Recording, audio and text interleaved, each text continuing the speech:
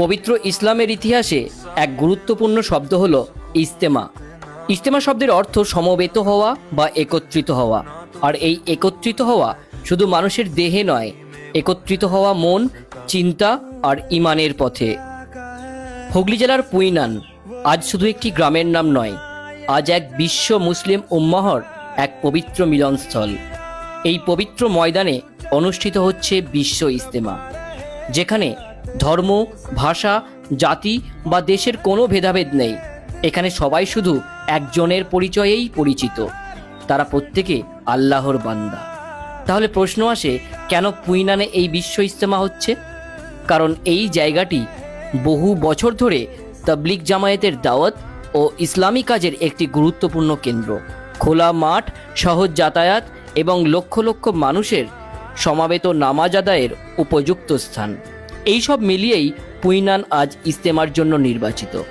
কিন্তু ইজতেমা মানে কি শুধুই জমায়েত? না, একদমই না। ইজতেমা মানে আত্মাশুদ্ধির শিক্ষা। ইজতেমা মানে আল্লাহকে কাছে পাওয়ার চেষ্টা। ইজতেমা মানে ভুল জীবন থেকে ফিরে এসে সঠিক পথে চলার শপথ। এই ইজতেমায় শোনা যায় নামাজের গুরুত্ব, ইমানের কথা, আখলাক ও চরিত্র গঠনের শিক্ষা এবং দুনিয়ার মোহ ছেড়ে আখিরাতের প্রস্তুতির আহ্বান। তাহলে ইজতেমা করলে কি হয়?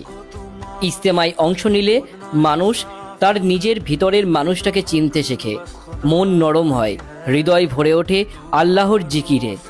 অনেকে এখান থেকেই নতুন জীবন শুরু করার সাহস পায়।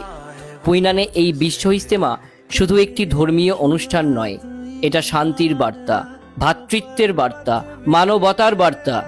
আসুন আমরা সবাই এই পবিত্র সমাবেশের মাধ্যমে নিজেদের জীবনকে সুন্দর করি আর সমাজকে আলোর পথে এগিয়ে নিয়ে যাই।